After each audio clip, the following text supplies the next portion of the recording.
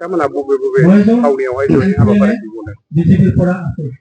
दिनैहाय जोङो फुंनि समाव बा 8 बाजिनि समावहाय जोङो बै जोंनि समस्ति जोबथा साबकाटा राभा गामियावहाय जों दिनैहाय नुजाहैदों। दा दिनैहाय बिथांमोना फैगौ जेनाखि 2025 आवहाय काउन्सिल इलेक्शन जानो गोनांनि थाखाय जा जोंनिनो बिजाथि मनरन्जन ब्रह्मखौहाय बिथांमोनहा लेंनानै लांदों आरो बिथांमोनहा साबकाटा गामिनि गोराजों लोगोसे जेसेबांनाखि सानसुमै साननो हनो गोरों बुद्धिजीबि बिथांमोन दं आरो महिला बिथांमोन दं।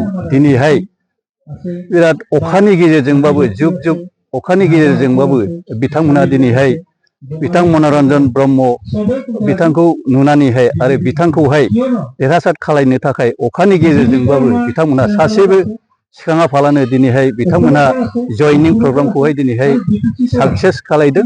दा जोंनि साबकाटा गामिनि खमावबाबो जोङो 70 जनसो जयनिं जादों। बेवहाय महिला आरो पुरुष बिथांमोनहा दा दिनैहाय लोब लोब फैगासिनो दं आरो दिनैहाय जोङो दा जागासिनो दङ जोंहा जोंनि मिलन बाजारावहाय जोङो दिनैहाय मोनबा बुथआवहाय हाबबाय।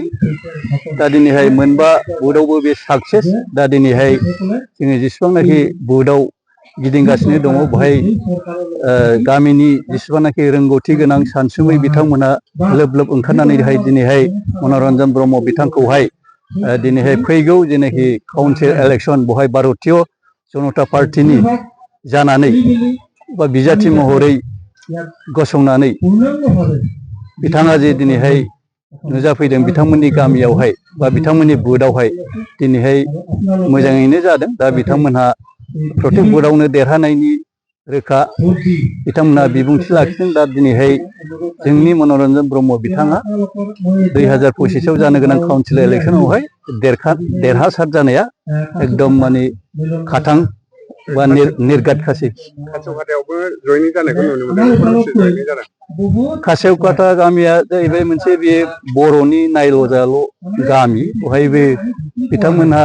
दिनैहाय मनरन्जन ब्रह्मखौनो सापर्ट खालायनो थाखाय बिथांमोनहा बुंबाय। गामिनि गोराजों लोगोसे माखासे जाखांबोबाय थानाय बा फरायफुनाय सेंग्रा जोहोलाव बिथांमोनहा दिनैहाय बिथांमोनहा क्रिटिकेल अबस्थायाव दङ बा बिथांमोननि गामिया जाहैबाय मोनसे सेन्सिटिभ एरिया हिसाबैहाय दा दिनैहाय बिथांमोनहा सेफटिखौ नायनानै दिनैहाय बिथांमोनहा बिजेपि सरकारखौनो सापर्ट खालायनो होननानै बिथांमोनहा गामिनिफ्राय थिरांथा लाबाय।